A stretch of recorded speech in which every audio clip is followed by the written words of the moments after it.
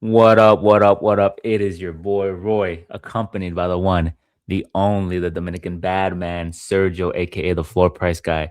And we're combat sport guys coming back to you with another UFC full card breakdown, this time in the form of UFC Vegas 116. Yusuf Zalal getting a crack at the former champ, the former bantamweight champ, Aljamain Sterling. But before we do that, let's talk about last week. Mike Malott sent Gilbert Burns into retirement with a third round KO victory. How was your experience in Winnipeg? That card was pretty straightforward. Good card, fun card. JJ Aldrich got away with the robbery, bro. I think it was a highway robbery. You said you knew she was going to win, but, bro, look at the stats, look at the number. Watching the fight, I thought it was a clear cut So, victory for Jamie Lynn Horth. But anyways, so how was your experience? How was the atmosphere there watching it live it without the was good. Like commentary bias? it was good. It was a good fight, bro. I forgot what it felt like to see the kids going in the front row because I was like in the third row. So when they go to the front, all these kids want is just to grab a fighter's hand, bro. Like it was just like, and I was like, am I being a hater or am I getting old? I didn't know Yeah. which one it was, right? And like even like Lance Gibson Jr. was there, bro. I don't even know who the fuck it was. I had to see social media to be like, oh, it's the guy that lost to Bobby Green. Yeah. So it He was it beat was Chase a Hooper, bro. He beat Chase Hooper, bro. yeah. I mean, your boy. But very quickly, JJ Aldrich. Let me say something. Um, and you said I was intoxicated. I only had one fucking beer and popcorn, bro. My man tripping. Let me tell you, bro. I was watching that fight, and when you told me that, I'm like, am I drunk or is is JJ actually winning this fight? And bro, it goes to the scorecards that I'm trying to bet, and DraftKings is legal in Ontario, but not legal in Winnipeg. Bro, they had Jamie Lynn Horth at a minus, I think 6,000 or Plus, 2,000. plus, she was a No, plus 1,000. 6,000. Horth. Oh yeah. They had her for sure winning. But what I was gonna say was, I don't see. Like, you see, I gotta rewatch the fight because you can't bet. Like I think it's been two cards that I don't do well when I'm at the arena. Four strikes in the first round, bro. I know. Well, I They mean, gave, look. they gave her round one, bro. What are we doing? What are we Well, doing? Aldridge wasn't like I got to rewatch the fight before I talk shit, but it was a good Yeah. card, bro. It was a lot of finishes. Um, Tanner Bozer, right? Tanner Bozer with that stellar striking defense, my right? boy, but like these some heavyweights are allergic to. Look, Yeah. what happened to straight fucking punches? No, my boy got a fucking show. Like that's what I'm telling you, He bro. had it. He Listen, had it there because give me he looked like one. he was getting gas. Cockrum was getting gas. To me, it Yeah, appeared like he was getting gas before the knockout. So bro. Well, and he was breaking him with the leg kicks, but he yeah, just when I would see him swing, I'm like, why does this guy throw straight punches? So, bro, give exactly. me 2 months. I'll work on my takedown defense. I'll drop to 265, bro. I think I could be a top 15, bro. Like, I see Tanner Bozer, and I'm like, man, what the fuck happened? And this is not even hating. I'm a Canadian guy over here. Yeah, Like, and then since Floor Price Guy was at the event, we didn't get as much live bets out, but some of our predicted bets that hit were all plus money. We gave you Jourdain and Malott for a plus 136. We gave you Jazz the Vicious plus Jourdain for a plus 129 on the predicted bets. Melissa Croden inside the distance didn't quite hit. John Castaneda and Vologden went to a draw. Interesting fight, right? That point deduction kind of swayed the fight. Siraj got KO'd by Giannis, right? Giannis proved that he can. Horrible game plan. Barbosa with the vicious knockout, very nice one touch power, touch of death, and then Moises getting rocked by Gage Young, right? And then getting emoted on. So interesting card, fun card. Glad you were able to go out there, man. Have some fun. before we get into the card very quickly, I was in the same flight as Charles Jourdain. Oh Um, yeah, what do you He was say? getting a lot. No, like I typically don't go to fighters. Bro, imagine being like banged up. You're waiting for your flight. Like, shout out to him, bro. But unexpectedly, and I told you this, I see Thiago Moises, and then I see Marian Santos, and you know Tiago's pretty banged up, bro. Tiago got a cut, got a fucking stuff. I see a fan, bro. Hey, let me take a picture of him. And I feel bad for this guy. And bro, I'm literally in front of them waiting for my flight. And so we go to the back. Well, next to me sits down Myran Santos. And we only speak for like 2 minutes. And I'm like, bro, you Myron Santos? He's like, yep. And it's like, you knocked out Mohammed Naimov. He's like, yep. And I was like, I lost money because of you, bro. Oh, you bet against him, huh? I bet against him. Because he looked like shit against his fight with Marshall, right? And then he came back strong. Cool guy. We didn't talk the whole fight. It was just at the end. It was pretty cool. He's in. I didn't know he was in the fighting nerds because Moises was in ATT. So apparently he's in fighting nerds now. So nice. It was cool, bro. It doesn't mean anything. It doesn't mean much, but that's cool, man. It's good for you to get away, Winnipeg. Yeah. What did you think about Cocaine City, Melissa Croden? What did you think about Melissa Croden and her speech? I think about the government, bro. She get some booze? Was it some? Was it? No, she got cheered. She got cheered. Okay. She got cheered, and the Canadian Trump guy was there too, so he got a kind of like little standing ovation. It was a cool event, man. Like, you know, all these fuck faces on Twitter, bro. Like, this is why you can't, you know, listen to these guys. What a great fucking card, bro. It was a fun card. I think this card this week is a lot better in terms of on paper. But yeah, fun card. A lot of debuting Canadians. You know, Canadians. You know how it is, Canadians. But yeah, man, we're in Vegas now. We have 2 important fights. We got a women's fight in the bantamweight division in the co-main event. That's pretty important. And then we have a featherweight bout, right? Yes, sir. Aljamain Sterling has been championing how he wants a title shot against Alexander Volkanovski. And in order for him to get the shot, they gave him this individual here who's on a pretty good streak, right? We'll get into that later on. But let's begin with 2 girls that are... I'm trying to add you. Can you zoom in a little bit? 2 girls that are kicking off the card. We have Talita Alencar taking on Julia Polastri. Now, if you know me, I'm a Julia Polastri fan, right? I became a fan of her. I like her tenacity. I like her dog. I like her come forward pressure. Alencar last time out beat Ariane Carnelosi via submission, whereas Polastri KO'd Carolina Kowalkiewicz, right? The 40-year-old, the older aging vet in Rio, in her hometown. She got her first UFC finish. Alencar, when we talk about her, you know, submission game, her ground game, right? Her Brazilian Jiu-Jitsu. She's a black belt with multiple world titles. She's comfortable on the mat where she looks to, you know, snatch up submissions, work, damage, control, and kind of just scramble and look for something on the ground, right? Her striking and footwork are not the best or functional. Last time out, she was able to take down Carnelosi 5 of 8 times and control her for 6 minutes. Prior to that, she took on Vanessa Demopoulos, and she took her down 4 or 5 times and controlled her for 12 minutes. So she has really good top control against individuals who struggle on the ground.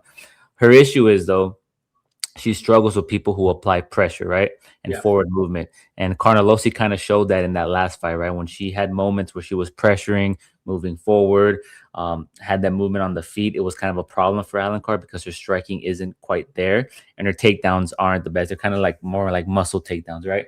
She's going up against Julia Polastri, who is a volume striker with her grappling improving. We've seen it improve against Corey McKenna. I believe, is it Corey McKenna? I believe her name is Corey McKenna, right? We've seen it against Corey McKenna. We've seen it against Lupi Godinez. If that fight was a 5-round fight, she probably would have won that fight. She came alive in the 3rd round where she amped it up with the pressure.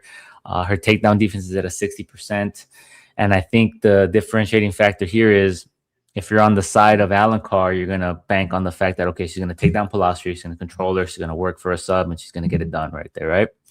Polastri's pretty tough, though, and she has that dog in her. I think her takedown defense, her movement, and her footwork is going to be enough to not allow Alencar to close the distance, right? And to get close in on the hips and take her down. I think she's going to apply that pressure, look good on the feet, and maybe get it done on the feet, man. Maybe get it done with inside the distance or a good, gritty decision. But I'm going to go with Polastri.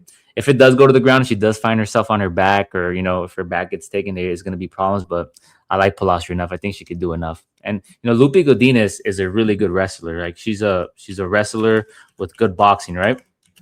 and she was able to, let's see, I don't have the stats in front of me. I'll let you go real quick while I pull this up.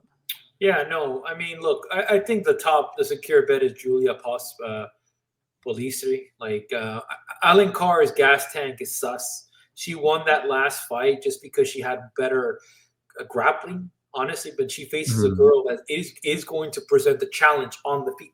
Like Julia looked amazing on the feet, by the way, like in her last fight, and I think she's. We don't talk about like when we get these minus 240 favorites. I'm sometimes a little bit hesitant. I think they got it Yeah. right here. I think you parlay this with maybe another fight, you get into plus money.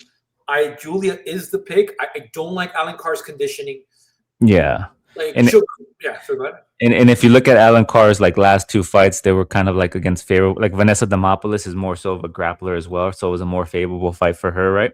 And then the issue here, and I think this fight's gonna look similar, is to the Stephanie Luciano fight, right? Stephanie Luciano is kind of a striker as well. She comes forward, and I think she's gonna apply the same pressure, have the same footwork as Luciano in that fight. It's gonna look similar there, and like people like to knock out like Julia Palacios' performance against Corey McKenna. But remember that fight was on short notice, if you remember, right? That fight was he was Yeah. supposed to take on. I forgot who she was supposed to fight, but I think Palacios came in on a week's notice and she got it done via split decision. And against Lupe Godinez, she stopped 6 of her 11 takedown attempts. So and Lupe Godinez is a bet. I would say she's a better offensive grappler than Alan Carr, where Alan Carr is a better, Jiu-jitsu. Yeah, jujitsu. Yeah, very different if you kind of understand what I'm saying. So yeah, I think Palacio should be okay here. Her confidence should be riding high, especially after getting her first KO win in the UFC, her first finish in the UFC. So I'm gonna ride with Palacio here. The cycle. I like her. I like her grit, her Yeah, failed movement. I would just say like if you want to see like maybe bet the first round if you're counting on a submission for Alan Carr because Yeah, I might be wrong on this champ, but I don't see Alan Carr getting it done in the first. And after the first, it's going to be a shit show for her. Her conditioning is not so yeah. bueno, bro. It's not so bueno. That's the fact.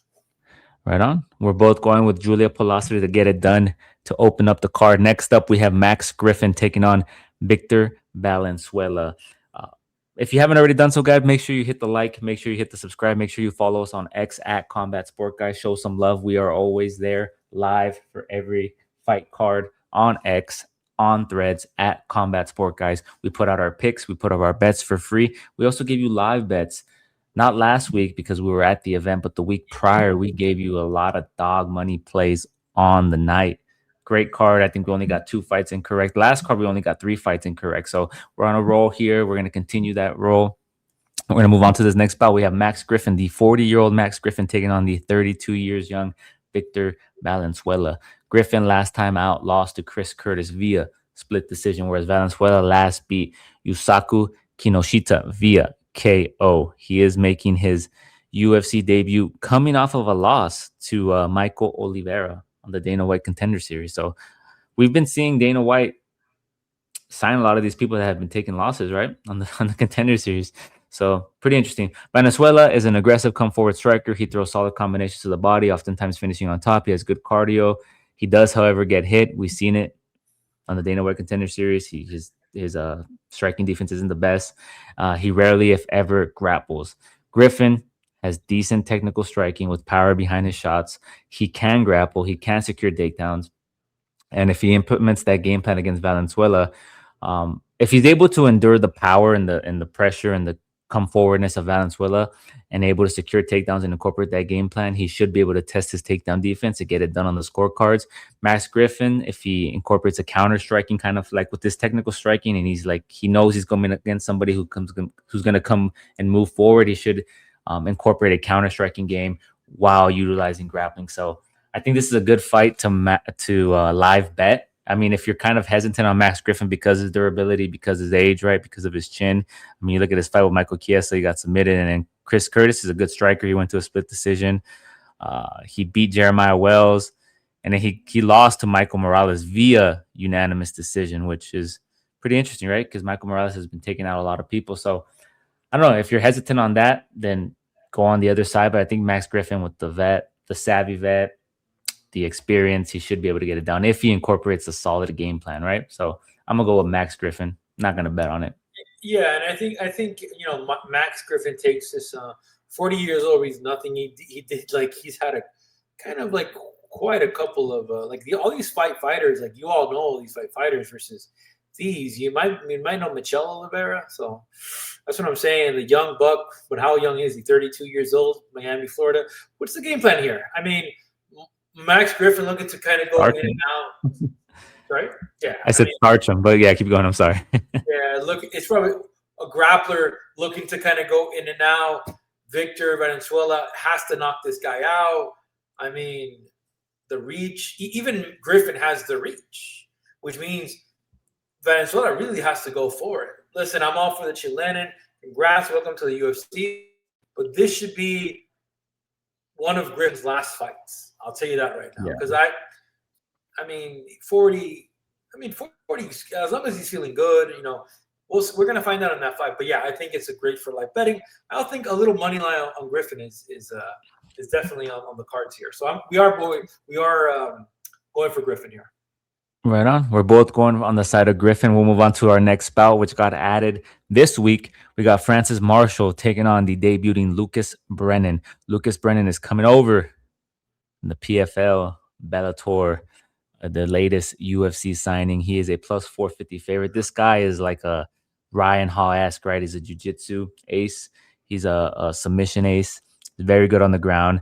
Where I think he's going to struggle is incorporating a full and encompassing a full MMA arsenal, right? Like in terms of the physicality, the striking, the combinations to set up his takedowns. On the ground, though, he's extremely crafty, man. He's able to snatch up anything. But he's going up against a Francis Marshall training out of American Top Team. I'm sorry. It says Pellegrino Martial Arts. I thought he was an American Top Team. Am I tripping? I might be tripping, bro. I thought Myron was in ATT. I thought he was ATT, right? He should be an ATT. Anyways, Francis Marshall has, if you think, oh, Lucas Brennan is a good prospect, he's coming in, but let's not forget, Myron Santos is one of the, top prospects currently in the UFC featherweight division, right? And he lost a decisive split decision, which a lot of people might argue that he won that fight, right? He got the takedowns, he looked good on the feet. Is that my And guy? Is that my guy? this is Francis Marshall. You just mentioned him, right? Francis Marshall, My guy. Myron Santos. Yeah, My guy. Myron My Santos. guy. My guy. He beat Dennis Bazuka via split decision. He lost to Isaac Dolgarian pre Isaac Dolgarian fuckery, right? And then he beat Eric Silva via submission last time out. So Francis Marshall has the full MM. I think he's the more well-rounded fighter in this bout here. He's aggressive. He has the physicality, he has the experience. So I think Francis Marshall should be able to get it done here on the feet. Kind of stay away from the ground, right? Incorporate the hands, let them fly, and then see what he does here with Lucas Brennan. Does he knock him out? Possibly. And even if it goes to the ground, like how's your jujitsu, Playboy? Like how explosive are you in Yeah. those positions? Because that's the issue. Like we got to see what's his Gracie cat came in. Forget the one that this guy got the knockout against. Oh man, the guy that thinks the world is flat. He just got a fight card announced against. Ilya knocked him out. I know who you're talking about. Yeah, Bryce Mitchell. Bryce Mitchell, yeah, Bryce Mitchell. Yeah. Almeida, something Almeida or one of the Gracies. Anyways, bro, Marshall gets it done. I'm gonna keep it a buck here. I just don't like the odds. Like, what is a minus 600 gonna do for me? Like, how does this help me out? It feels like this fight was like very quickly this week placed. They probably had 2 weeks to train, right? So yeah, I'm gonna side on Francis Marshall here. I will not be betting on this fight. I think Francis Marshall, if you're feeling gutsy, you think you could parlay him. I'm pretty confident he gets it done here. Pretty confident you can get it done. So yeah. Minus 600 is kind of steep, so be careful if you are don't put him in every parlay, maybe mix it up. But yeah, I think Marshall can get it done. Next up, we have Rafael Filo taking on the new age, Nico Price, baby. Cody Durden got the call. Listen, brother, we need you. We need you to step up. We need some highlight reels. Cody Durden taking on Rafael Filio. Rafael Filio was originally supposed to take on Lucas Hocha. Lucas Hocha pulled out in comes in Cody Durden. Cody Durden, see all those reds, man. He lost to Joshua Van. This was prior to that Joshua Van fight. A lot of people were picking Cody Durden to test Joshua Van via his grappling, via his wrestling, right? Kind of put him. Remember that? Remember that time? A lot of people were picking him as a dog during that time, and Joshua Yeah. Van pretty much showcased his takedown defense and kind of pummeled through him. After that, he went up against Jose Ochoa. Jose Ochoa knocked him out with the beautiful left hook, and then Alan Nascimento submitted him, where he looked good on the feet. I'll give you that. He looked good on the feet. And then Alan Nascimento ended up getting the submission and the Konda choke. And then against Tumendemberol, he went to a unanimous decision where he lost. Now, Rafael Filio last time out beat Clayton Carpenter, right? Which was a good fight. I think I picked against him in that fight because, stylistically, Both of us yeah, did. stylistically, it looked like it'd be a tough match for him, right? Kind of like the Alan Nascimento fight because they're both grapplers, the BJJ backgrounds, and then he ended up getting it done. He submitted Clayton Carpenter, giving him his first L in his professional career, right? He lost to Alan Nascimento, but if you Second, Tagir Olembekov, I think, gave him his first he's L. he's 8-1-0. This cat, Clayton Carpenter, Carpenter. yeah, he's 8-1-0. Oh, really? Yeah, he beat Tagir. He beat Tagir. Yeah, he beat Tagir. I think he beat him at UFC 311, didn't he? Oh shit. Yeah, he beat him at UFC. That was the night where we did the we did the Russian parlay, remember? Oh shit. He beat him? Yeah, it was at UFC 311. What was the outcome? Let me see. Oh no, Tagir beat him. Look. Oh, it's just not updated. Okay, yeah, Tagir did beat him. Okay, I'm Tagir, tripping. yeah, that's why I was finding it weird. I'm like, what? Yeah, Tagir beat him. I'm all Yeah, yeah, fucked yeah. up. Okay, No, it's no, just no. not You're updated. good. So it is his second loss. He lost to Tagir Lumbeka via unanimous decision. Uh, yeah, man, Cody Durden. I think Rafael Filio is better on the feet than an Alan Nascimento, right? So he shouldn't have the same dangers that Alan Nascimento had. Cody Durden is going to be expected to come out aggressive, come out fast, right? Push that pace. He does have the wrestling as well, but using the wrestling and the grappling up against somebody like Rafael Filio is going to put you in a position to get, gilly snapped up, get submitted, right? I think Rafael Filio should be able to get it done here. Maybe it's late second, third round.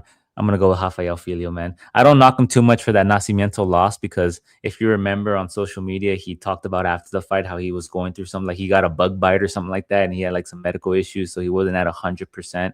But I think Rafael Filio should be able to get it done here. I mean, look, what do? Do you put $5 on Durden to make 25, $30? Like, what is the real strategy here? Because he's gonna come in hot. Like, Yeah. if you got to see what he did against Nascimento, which was a very similar fight, took this fight on short notice, and he pressed Nascimento up, right?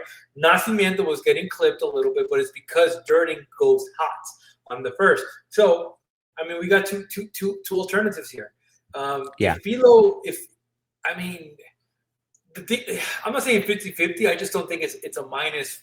It's a plus 450. And if you could potentially take advantage of this and put a little bit of money on Durden, but again, it might not land. You don't think it's a plus 450? He's coming in on short notice. Rafael Filio was already prepping in fight camp for Lucas Hocha. I understand, but he did the same with Nascimento. And the thing is, Durden, I'm going to go with Filo. Don't get me wrong here, but I'm saying there is a possibility here that Durden goes with the same strategy as Nascimento.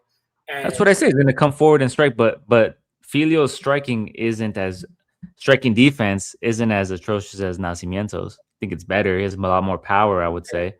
A little bit more technical. Yeah, because that's the one thing that I would say, right? Like, as long as he doesn't. I get you. He's going to come out aggressive for sure. As long as he's able to circle around, because Jordan's going to come in hot. I'm still going with Filo, but again, if you want to take advantage of this plus 450, toss $5 for the throw. I mean, that's not financial advice, guys. That is not financial advice, but that's what the DJs would. I don't know, salivate for this. On a Cody Durden, I think there's better dogs on this card than a Cody Durden, bro. Come on now, don't misguide the people, bro. Don't let your degeneracy show, bro. No. Okay, so who? No, I'm going with Filo. I'm going with Filio too. I'm going with Filio. Let me ask you a question: who has a better chance of getting an upset? Durden or the jiu-jitsu guy we talked about one fight ago? Who? The Lucas guy, Brennan. the guy is fighting Marshall. Man, between those two or on the whole card? Yeah. Who has a better shot of winning their opponent? We'll call it. I would say Brennan. If Marshall tries to get the wrestling and grappling going, Oh, this guy could throw up a and listen, submission, it's right? a wrap, folks. We're going with Philo. Let's move on, bro. Yeah, my guy. My guy's crazy. Listen, he's still riding high from those beers are still in his system from UFC Winnipeg, guys. I'm sorry. He said throw $5 on he said throw $5 on Durden. Little money, What are we money, doing, money. bro? Next up, we have Myra Bueno Silva taking on Michelle Montague. If you remember Michelle Montague, she made her debut last time out against Luana Carolina, where her footwork and her head movement was looking pretty patchy mix. Was looking pretty Ronda Rousey. She is an excellent grappler, right? She is an excellent grappler, right? Last time out against Luana Carolina, she took her down 5 of 7 times and controlled her for 10 minutes of 15. She has the size. She's big. She comes forward. She's aggressive with her striking. She is primarily a grappler who has a background in wrestling and Brazilian Jiu-Jitsu. And if she's able to come forward, close the distance, secure some takedowns against Myra Buena Silva, she should be okay, right? Sylvia, her record is not the prettiest, man. The fall from grace has been crazy, huh? She is, however, when in her day, was a decent striker who has solid Brazilian Jiu-Jitsu. Her issue is she doesn't have the offensive grappling to get the fights to the ground, right? And that's where she struggles. She can chase submissions once in dominant, favorable positions, because her jiu-jitsu is so good. She's on a cold spell right now. She's lost 4 in a row. And I think against somebody here, like last time out, she lost to Jacqueline Cavalcante. She lost to Jasmine Jazz DeVicious. Macy Chiaosan, she got KO'd. Raquel Pennington, she lost for unanimous decision. Michelle Montague, 5'9", bro, with the 3-inch, 3-inch reach advantage. She's gonna be the bigger girl, bro. She's bigger than Jasmine Jazz DeVicious, right? And she's gonna look big that night, and she's gonna be able to get these takedowns and maybe chase the finish, maybe get the submission. Um, the only thing that I am concerned with Montague is one is the lack of experience, right? In MMA, right? 7-0 as a pro, and her footwork, right? She needs to address those two things because as she fight, her L is gonna come later on when she fights tougher competition, but I don't think it's gonna be Myra Bueno Silva. So I'm gonna go with Montague. I like her grappling. I like her control. She's gonna be the bigger girl. She should be able to get a submission finish here. Yeah, and I mean, look, I think and I'll mention a fellow Brazilian, Thiago Moises, Myra Bueno Silva have two things in common: the gas tank. Like, bro, Yeah. the gas tank is no bueno. Like, after the first round, she kind of pinches here. I mean, look, I really like Michelle Montague. When I looked at Montague, the first thing I was thinking about, if Montague is able to, get a coach, and then she's an American top team, so they're kind of like, I think she spars with the champ. Oh man, Kayla Harrison, if I'm not mistaken. But she needs to improve in her hands, right? She has phenomenal takedown. I don't think conditioning is going to be an issue. She can kind of roll around. Myra, I'm going to go with Michelle Montague. I just haven't liked what she's been able to do, and I think this is her third cam switch in less than 3 years now. So she went from the fighting nerds now to shoot the bucks.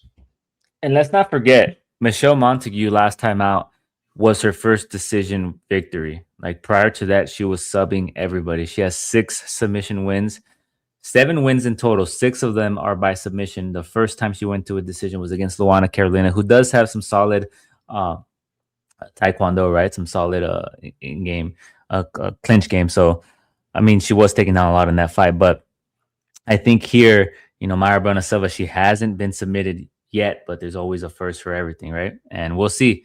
Does Michelle Montague get her first UFC finish, or does she drag it out to another decision and get a decisive victory here? If you want to gamble, look at the odds, right? Look at the odds. The odds should be it's going to be interesting, right? You have an individual who hasn't been submitted up against somebody who has been submitting a lot of people. So the odds should be good for that. So I might throw some money. I might throw a $5 on that. I might throw a fiver Exactly. on that, bro. Well, look, if you're Michelle, just Not type her financial out. advice. Listen, baby. And for those believers, you want to put your money where your mouth is. Put some money on fucking Durden and Silva. Let's see how that goes. That's a Some plus. Silva and Durden. That's a plus 1,000. Yeah, By the that way, could happen. This is one of those cards where some of these dogs, man, can come out and bark, right? yeah. Let's We see. get those every once in a while. Next up, we're both on the side of Michelle Montague. Next up, we have Sejurkis Dumas taking on Jackson McVeigh. Now, this fight was originally supposed to happen at UFC 308 to Poirier versus Holloway, and it couldn't happen because Dumas does what Dumas does, right? He's hiding in dog cages. He can't get his ankle monitor off. He's getting arrested. My boy, he doesn't have enough of the lawyer, bro. He's taking these fights. And I said last time, how's this guy paying for training, bro? How's this guy, you said, oh, after the fight, and that's probably true. But at the end of the day, bro, you still got to eat. You got to pay, you got to get Buy money now, for pay later. gas. Something like this, baby. Buy now, pay later. Fight now, pay later. But what happens after, bro? Buy When now, you're at home, pay all that what do debt you? you How's the diet looking? How's get. the conditioning looking? All those things. Dumas, against last time out, he lost to Dante Johnson via submission. You know, he immediately shot for a takedown and got submitted in that fight, right? Which was kind of weird. As I mentioned, he's had all these legal troubles. But when you look at him fighting, like if they would have fought at 308, that fight was even. Like they were both even odds, right? And since then, their careers have taken a downward trend, right? He's well rounded. He's not great. He has some pop. He has good grappling. Against Reese, he got kicked in the nuts and couldn't continue, right? Remember that fight? And then he got pummeled by Michael Oleksiejczuk. So he's had a tough spell. He's going against Jackson McVeigh, who prior they were supposed to fight at UFC 308, and then that fight got canceled. So they took Jackson McVeigh and they threw him in short notice against Bruno Ferreira, where he got submitted. And Bruno Ferreira is a top 15 guy, right? Top 15, top 10 guy. He got submitted by him via armbar. And they said, all right, brother, it's all good. We're going to give you another short notice fight, and we're going to give you Zachary Reese. And he got submitted by Zachary Reese. So this guy has had an unfortunate run, right? Because a lot of his fights have been coming in on short notice, but he's pretty good. I'm not saying he's the best. He's not a highly touted prospect, but he's 6'4". He has the length. He utilizes it well. He maintains his length with his jab. He throws a teep kick really well. He can grapple and get busy on the ground, despite him getting finished by submission in both fights in the promotion, how I mentioned, they're both on short notice. I think, I think I'm going to go with Jackson McVeigh here. I think he's due for some good fortune, man. Yeah, I mean, look, I just don't like Cedric Dumas. Like, I mean, had a good fight against Dante Johnson, but then, like I said, shot for the takedown, got gilly. It was a guillotine. Um, yeah, I'm gonna go with McVeigh here. Look, I'm gonna try not to, and I'm a DJ, but I ain't putting money on this fight, dog. I'm gonna watch from the outside, have a little bit of fun. Maybe if Dumas is able to bring him to a plus money, I'll throw a little bit of money in there. But right now, as it stands, hell no, minus 200. I just don't I question where his intent is, right? And it's hard, like that sucks, right? Because that's something we don't normally gauge or we base fights on. But I question where his mentality is, right? Like he has all this legal trouble, he has all this shit happening. I mean, how serious is he taking this thing, right? And I said that this fight was supposed to happen on Holloway versus Topuria. I meant Topuria versus Oliveira, UFC 317, not 308. So correction on my part. Correction on my part. Next up, we have Rodolfo Vieira. My man woke up. He woke up from that leg kick. He's taking on Eric McConaughey. Interesting fight, right? There's a lot of this is an interesting fight. Vieira last time out, as I mentioned, lost to Bo Nickel via KO TKO leg kick. McConaughey last time out lost to Basinger Susurkaya via KO, who was making his UFC debut 8 days after his Contender Series fight, remember?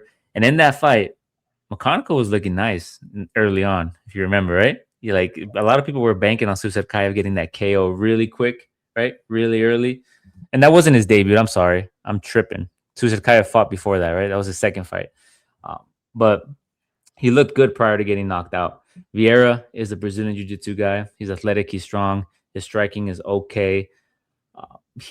As I mentioned, when he incorporates the grappling, when he's successful with the grappling, he's dangerous on the ground.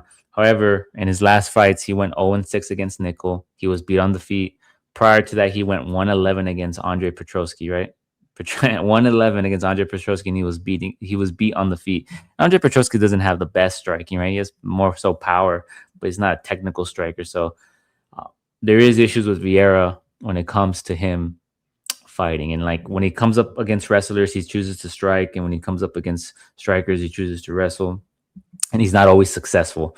McConnell likes to push forward, apply pressure. He throws big strikes and throws with power. Last time out, as I mentioned, he looked good before getting knocked out.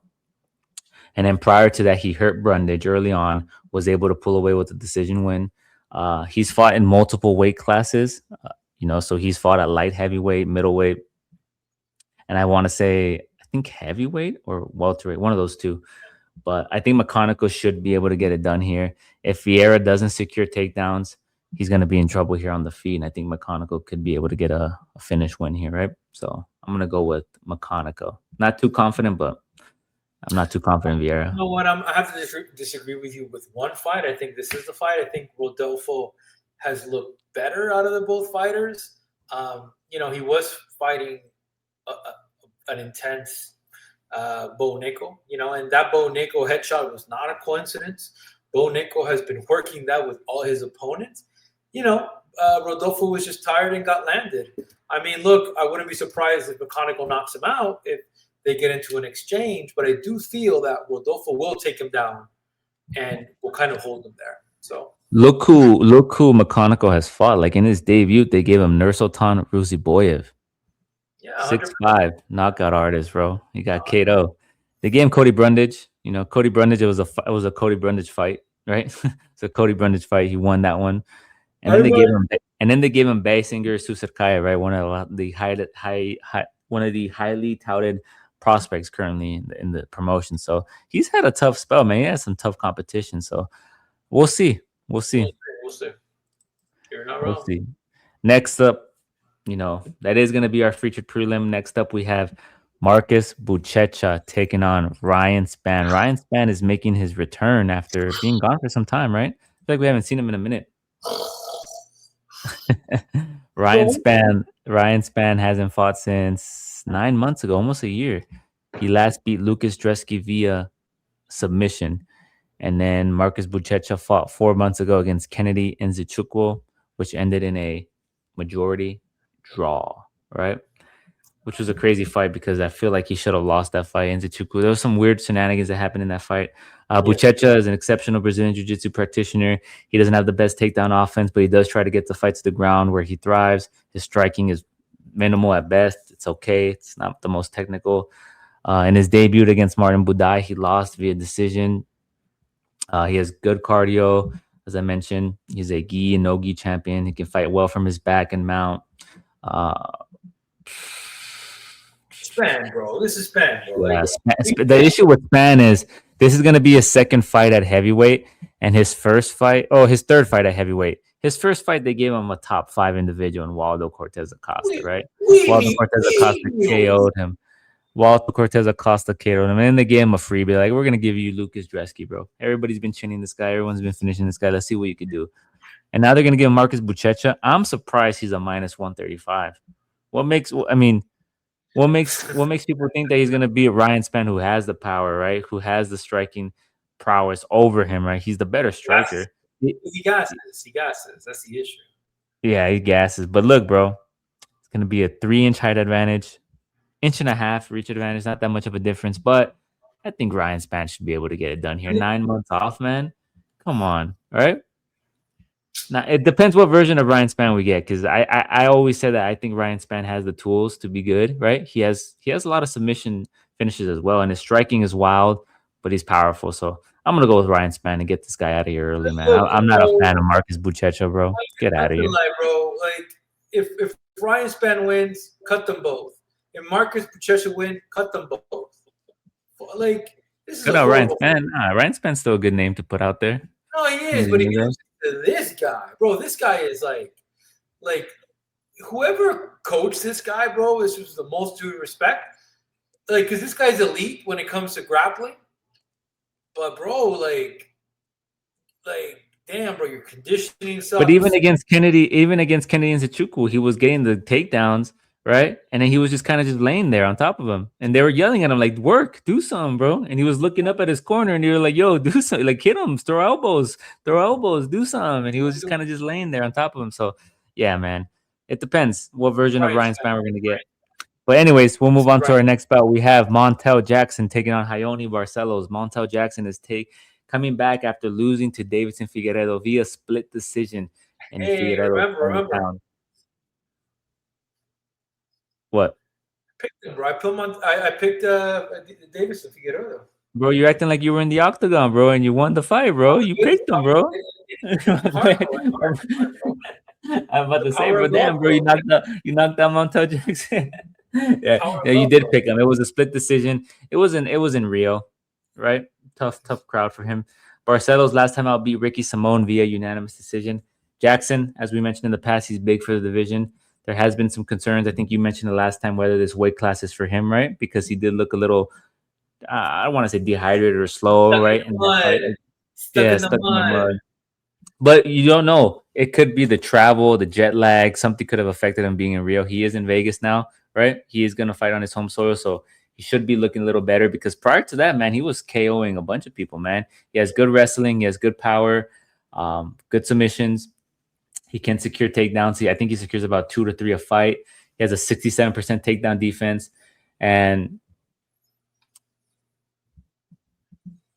his losses come by him getting taken down. Like you look at Miles Johns, Simone, Figueredo, they were all able to take him down, and that's what kind of has done him in, right? Ione Barcelos, getting up there in age. He's 38 years old. He's a Brazilian national wrestling champ. He has good striking, good leg kicks, can grapple if he senses your takedown defense is weak. He does well in controlling his opponents.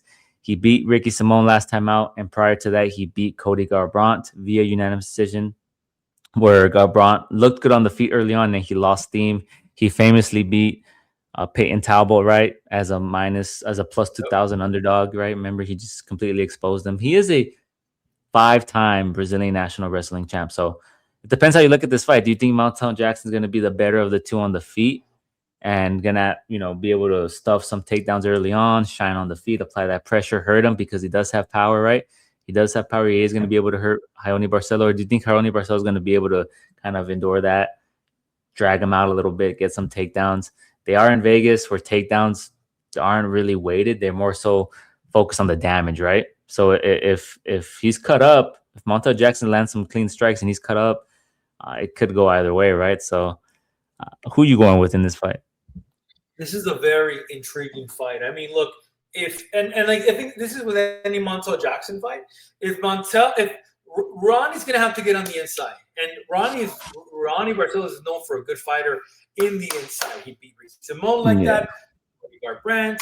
Garbrandt, look, I mean, it is what it is. But even like Pavement Talbot, he came in, withstood all his fights. So why the fuck? And like, look, let's go very quickly and look at it. Oh, that's a good cross, champ. But anyways, let me just look at this because what's the reach? Um, Let me go back. Fuck, sorry. What's the reach advantage that Pavement Talbot had against Barcelos? Was it similar? Okay, 5 inches less. That's the only issue with Montel Jackson is that the reach is going to present a little bit of a challenge here. That being said, I mean, I'm going to have to side with Barcelos here. Barcelos is on the come up. I could be wrong. Montel could catch him. Fuck. I think, the last time Barcelos got knocked out was against Umar Nurmagomedov in the first round. I think after that, he, especially against Peyton Talbot, because Peyton Talbot's known for knocking people out and putting them away, right? And he's big for the division. And I don't think Peyton Talbot took him that serious or kind of like understood his wrestling pedigree, right? And I think he underestimated in some regards. And me personally, I think he kind of underestimated him and he got taken down a lot, right? And that was a pay-per-view card, a big dog. It's interesting. I'm gonna go with Montel Jackson if he's able to stuff some of the early takedowns and hurt him on the feet, right? Because we have seen Barcelos get hurt before, right? He's a He can grappler. grapple too. He can grapple too. He's a better. I would say he's a. Who do you think is a better grappler, Montel Jackson or Peyton Talbot? Fuck. Because Payne Talbot looked good against Henry Cejudo, but As of That was Henry Cejudo's retirement, and that was him improving on the feedback from the Barcelos fight. So as of late round, Barcelos have looked better. Because no. I'm talking about Talbot or oh Jackson, not Barcelos. We know no, Barcelos. Jackson has the better grappling. Jackson has the Yeah, better. Yeah. I would say so too. I think Jackson should be okay, but we're on opposing ends here. I don't hate the pick. If you think Barcelos is going to come in, take him down like how Montel Jackson has lost in all his other fights, right? Then that's a possibility. He could win a decision there. We'll move on to our next bout. We have Adrian Luna Martinetti taking on Davy Grant. Grant last time out lost to Charles Jourdain via submission where he was dropped with that vicious knee and then submitted. Martinetti last time out beat Mark Vologden via unanimous decision, which we talked about last week. A lot of people are saying that's one of the best fights in the Dana White Contender Series history, right? It was high action, high pace, a lot of striking. Grant, 39 years old, still looking good. He's an active striker. He has nice leg kicks, can fight in either close range and either close or at range. His striking is more technical than Martinetti. He moves forward with tons of volume. Martinetti is a busy striker who throws with volume and chases finishes. He has decent grappling, and that's what gave him the decisive win against Vologden, right? He was able to get some key takedowns in that fight. Um, in that fight, he exchanged on the feet, got in the pocket, secured takedowns. His punches could come a bit wild as the fight progresses, which leaves him open to counters, but he's pretty durable. I think the 30 years young, man. What is the size difference? 5'8". He has a reach advantage. Yeah, I think Martinetti's volume, his takedown defense, and offensive grappling, he's going to come forward, man. I think his pressure and pace, especially being in the apex and the small octagon, right? I don't know, man. I'm going to go with Martinetti. I think Martinetti can get it done. If I know Mark Grant's a lot of people's favorite dog, and I think he's a better dog, in my opinion, than the too, who'd right? you pick, Cody Durden, but I'm gonna go with I Martinetti. did not pick Cody Durham, but this is a very close fight in terms of that. But I'll Yeah, say this: if Martinetti cannot knock down Grant has the potential of outstriking him, bro. Like that's the reality. Um, yeah. Jourdain has good power. Like it's this is And Jordan's aggressive, right? Like if you look at Grant's record, like Damon Blackshear starts off pretty slow, and he was able to kind of pull away in that fight, right? And he got the takedowns in that fight. He got, I think, on the feet, he got the takedowns as well. And then Ramon Tavares is a slow starter too. He doesn't really push a pace, or so I think Martinetti's gonna have that advantage over Grant, where he's gonna use the footwork, move forward, come aggressively, and we'll see, man. Because Mark Vologden impressed a lot of people against John Castaneda, right? He was entertaining, so this guy might look to come I'm gonna and have a similar performance. I'm gonna go with Grant. Yeah. Bogdanetta should go to a flyweight. Like it's a flyweight No, fight. you're already calling a you're already calling a weight change. He is a flyweight fighter. Bro. He used to fight at flyweight. Right on. There we go.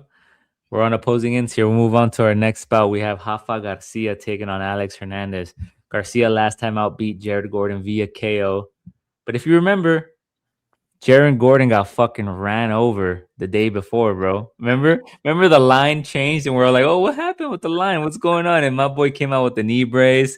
We're all like, yo, what the fuck is going on, bro? What's happening here, bro? Why is the line changing? And then soon enough on X, it's revealed, oh yeah, this dude got ran over yesterday, bro. He still chose to fight. He's a dog. Like, bro, what the hell, man? What are we doing here? I'm dead. What are we doing here? I'm dead. Hernandez last time out KO'd Diego Ferreira. He was originally supposed to fight Charles Johnson, and there were some issues, right? In the betting line, in the movement. People thought that maybe something got leaked. This was after the whole Isaac Dolgarian scandal, right? A lot of people accused Alex Hernandez of something crazy. He said, yo, I would never do that. I would never put my integrity on the line, yada, yada, yada. Here he is now, right? Garcia has good grappling, solid cardio, can maintain a pace. He's shown the ability to maintain a high pace over 3 rounds. He has good Mexican boxing. He wears his opponents down with his pressure. He does, however, absorb a lot of strikes, right? His striking defense isn't the best. Anthony Hernandez, we talked about him, right? Since the weight change and the new gym, he's looked pretty good, man. He's a dynamic striker with a kickboxing base. He's fast. He has powerful leg kicks, solid boxing. He has a wrestling background as well. He can secure takedowns. He really times his takedowns really well, and he level changes really well. He has an effective ground and pound, solid jiu-jitsu.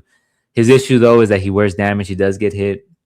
and his takedown defense is at a 71%. I think here he's gonna look good, man.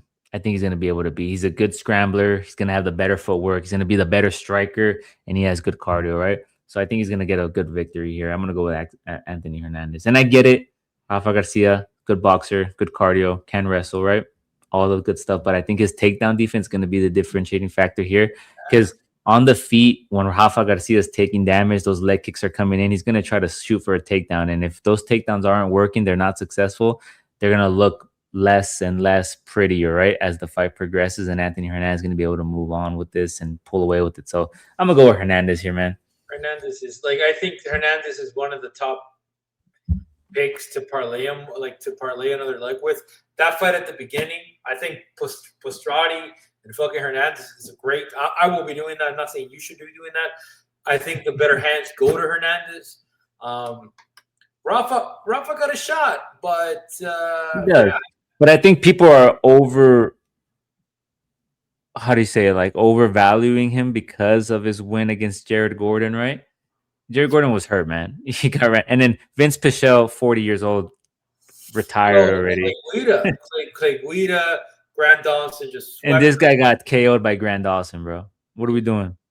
That's the thing about him. Yeah, we're Clay gonna go. Guida. Yeah, look at all these cats, bro. Like, damn, all these cats, except for Mahashate, all Yeah, these cats are. and wasn't Jared winning that first kind of round or Jared two? Wayne looked a little good. Yeah, he looked good in that fight. So I'm gonna go with Hernandez here. I'm gonna keep it safe. I think minus 170. This line should increase for him. I'm gonna go with Hernandez, same as you. Right on. We're both with Alexander Hernandez to get it done. Next up, we have the battle of the booties, What are you baby. gonna say? What are you gonna say? What? The battle of the I knew booties, this man. was Listen, coming. I knew that what? shit was Bro, coming. when I was making my notes, breaking down these fights, I said, damn, both these chicks had, they're bottom heavy, bro. They're bottom heavy. This is gonna be a good fight. We got Norma Dumont taking on Jocelyn Edwards. Dumont last time out beat Ketlin Vieira via split decision. Edwards last time out beat Nora Cornell via submission, where she slammed her down pretty hard, right? That was pretty scary, right? Like it was pretty scary. She slammed her down pretty hard, got the submission win. Dumont has solid. She did have solid takedown defense. She's a solid technical striker. She can secure takedowns if she chooses to. Her counter striking looked good against Irene Aldana about 2 years ago. She has decent footwork. Up against Ketlin Vieira, she looked good on the feet, right? She had moments where she looked good on the feet, but she was taken down pretty easily. She was taken down 2 or 4 times and controlled for 5 minutes, right? And that's like somewhere where we're like, we thought that, Vieira with the judo background, right? She's gonna try to look for those takedowns. And we thought when we broke that fight down, we thought that Dumont's takedown defense was good enough that she's not gonna let her get in close. She's not gonna let her get those takedowns. She's gonna beat her on the feet, right? Which she was doing to some extent, but she still got taken down 2 or 4 times. And she went away and she got away with a pretty close decision. I think she closed the fight at a plus 2,000, and then you did your famous $5 bet, and then you got I don't know how much did you end up making off of that? Like 500 bucks? For $100. $100. So there you have it, right? Sometimes the odds don't always work in your favor, man. Plus 2,000, you knew it was gonna be some fuckery, and you got that job done. So good work. Edwards, as we mentioned, she's a big girl for the division. She has missed weight a couple of times. I have here in my notes thick legs and thighs. Isn't that crazy? Thick legs and thighs. Edwards has good kickboxing. She has good range management. She utilizes her kicks well. She does have a grappling upside, right? She has 3 submission wins on her record. She, submitted Tamiris Vidal. It kind of seems like since her loss to, who was it? Who she lost to? Aileen Perez, right? She got the submission against Tamiris Vidal. She got the KO against Chelsea Chandler. She got the KO against Priscilla Cachoeira, and then she submitted Nora Cornell. Uh, I don't know, man. These two girls kind of are similar, right, in the way they fight, but seeing how Dumont approached her last fight, she didn't look how I expected her to look, right? And I get it. It's Ketlin Vieira, top 5. Maybe it's one of those fights where like there's gonna be like a clear level here, right? Like Norma Dumont should be there, but I think as a plus 140, you talk about dogs here. I'm gonna go with Jocelyn Edwards, man. I think Jocelyn Edwards wants it more. Dumont might be in that, when she fought Irene Aldana, she had just gone through a divorce. She came in with all that aggression. She cut her up. She looked good on the feet. And then she's in a honeymoon phase, bro. She's in a honeymoon phase right now with their boy. What's this dude's name? The dude got knocked out. What's his name? Tulio. Marco Tulio, bro. She's a little honeymoon phase. Hey, So don't I remember don't the know, bro. story on that Based fight. on their last performance and based on their what's it called? Momentum, I'm gonna have to go with Edwards here. I think Edwards has been looking good on the feet. She's put it together really well. She should be able to get it done here. Maybe on the cards. All right. I got It's gonna be Demond. a fun fight. I got Demond, baby. Demond. I think Demond is gonna like, and I'm only basing it off like I'm not basing it off her last performance. I am basing it off like Demond has faced a little bit more of a tougher opposition. And that's why I threw that out there. Like, maybe it's because she's been fighting tougher people. It doesn't look as good, but could be wrong. Let's see. Let's see. And Nora had a better first round than Edwards. So I don't know. That could be BS, but it is what it is. It is what it is.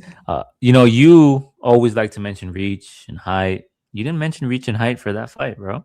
Why are you ignoring that, bro? You only do it when it benefits you, bro. You only do it when it benefits the pick, or what? Of My course. boy, see, look, we're catching on to this BS, everybody. One little inch still We're matters. catching on to this BS, everybody. Look, but anyways, we've made it to our main event. We got Aljamain Sterling, your boy Aljo, bro. Your boy, look at that hair. What do you think of his hair? That's looking good though. You like his hair? Yeah. We got Aljamain Sterling taking on Yusuf Zalal. Sterling last time out beat the corpse of Brian Ortega via unanimous decision. That fight wasn't even supposed to happen, bro. Listen, the Chinese commission, bro, they're dirty, bro. The motherfuckers are dirty, bro. They saw Brian Ortega almost pass out, almost die. They said, listen, brother, don't worry about it. We're going to bypass all the medical stuff. You're going to be able to fight, bro. He got out there. Sterling beat him. Sterling wasn't able to knock out Brian Ortega, dehydrated Brian Ortega, depleted Brian Ortega, right?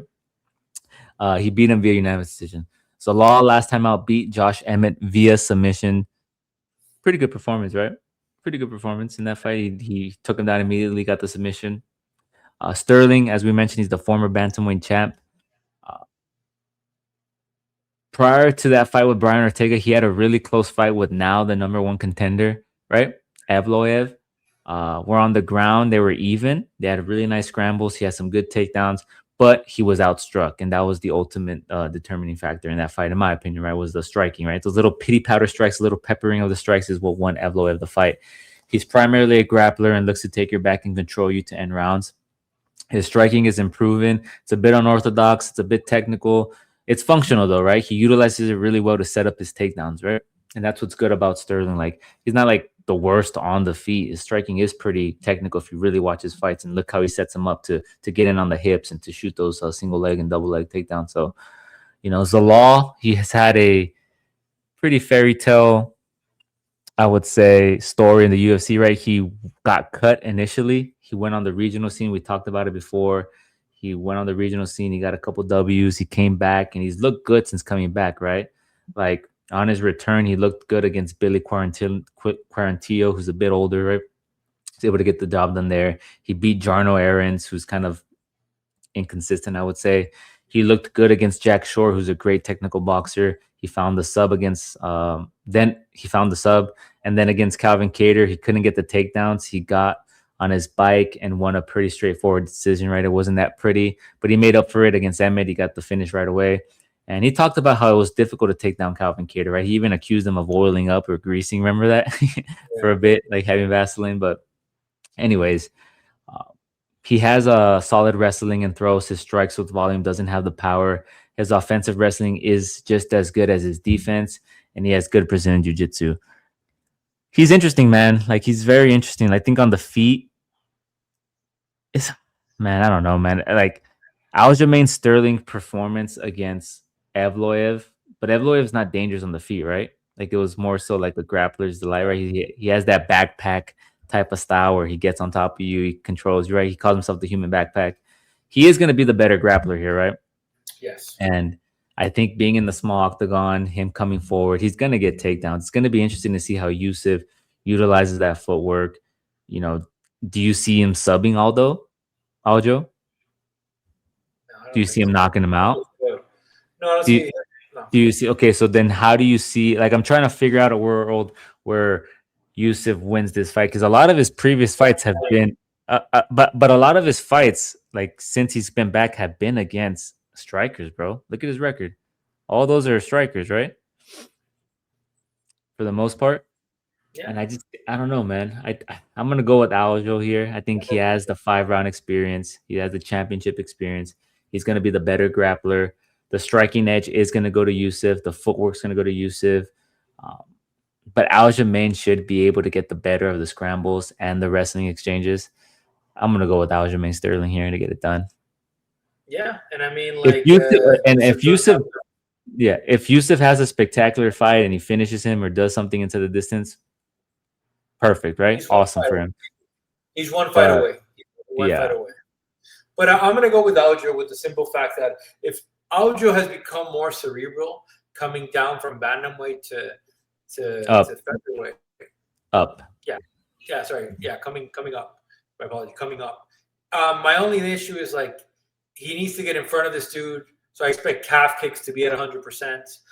He needs to cut the corners. If this were a bigger octagon, I'd be a little bit more, towards use of Zalal because we saw what Zalal did to Calvin Cater, right? But this Yeah. is not Calvin Cater. This is a guy that, like, again, I would be very surprised if he did that to Aljamain Sterling, which he won't. So I'm gonna go with Yeah. Sterling here. It's gonna be one And fight. then you can argue, like I've heard some people arguing on X that, oh, he's gonna find the knee up the middle, he's gonna incorporate that game plan, right? He's gonna be able to snipe him, do what the Sean O'Malley did, do what Peter Yan did, but I don't see. He doesn't have that power, man, Have the to knock power. people out. But yeah, I think Look at Aljamain Sterling. It's all gonna these be. submissions. Look at all these submissions, dog. Do you think this main event's gonna be boring? Think it's a decision? No, I think it's gonna be a very good ground and forth, and like let's see, like you take Aljo down. I'm just gonna work on the ground. Zalal should work on the ground too. This is a close Yeah. fight. We're both siding with Aljo here. Yeah, we're both siding with Aljo here. I think Aljamain's gonna make a good argument for a title shot, right? And we'll see what happens. We'll see what Yeah. happens. But I'm excited for this fight. I'm excited for this card. We have a lot of important fights on this card. Make sure you tap in on X at Combat Sport Guys, at Threads on Combat Sport Guys. Hit the like, hit the subscribe, follow us, show some love, engage with us, hate if you want, argue with us, disagree, whatever you want to do. It's all good, baby, because we'll humble you. We'll humble you in the we'll humble you in the comments, right? What did you say? You know why I said I thought you were drunk, bro? Because you called somebody a pussy, right? I was like, oh, he's drunk, bro. There's no way he's doing that normal, bro. Call him a bitch because since We call somebody him a comes. bitch, right? Look, when I'm talking about fights, I'm talking Yeah. about like specifically odds. I'm not like I'm not. So when I bet, and you know this, I am not attached to that fighter, right? Sometimes And early on I you were, said, you know what, my man looked good. yeah. My man looked good. He's up on the odds. Who was kicking his ass like odds, bitch? Oh, he's winning the fight. Oh, then why do you I'm get not gonna lie, bro. the draw? I do like engaging in arguments every once in a while on X. Like when the whole Jiri Yeah, because Prohaska thing happened, bro. When the whole Jiri Prohaska versus Carlos Ulberg, you were I not had a field day, bro. I had a whole community pissed at me, bro. So it was fun. It's fun to get it's fun to get after it every once in a while. But it was anyways, a negative zest of a couple people are cool. A couple people are cool. But yeah, it was cool. But like people need to learn how to read and don't be attached to your fucking to your don't be slip. biased. Anyway, Don't be bro. biased. Yeah. Anyway, Listen, I know you got to go train. My boy's a trainer. Any parting words? nah, we out. Right on. We Later. out, guys. Love what you love. Do what you do. Peace.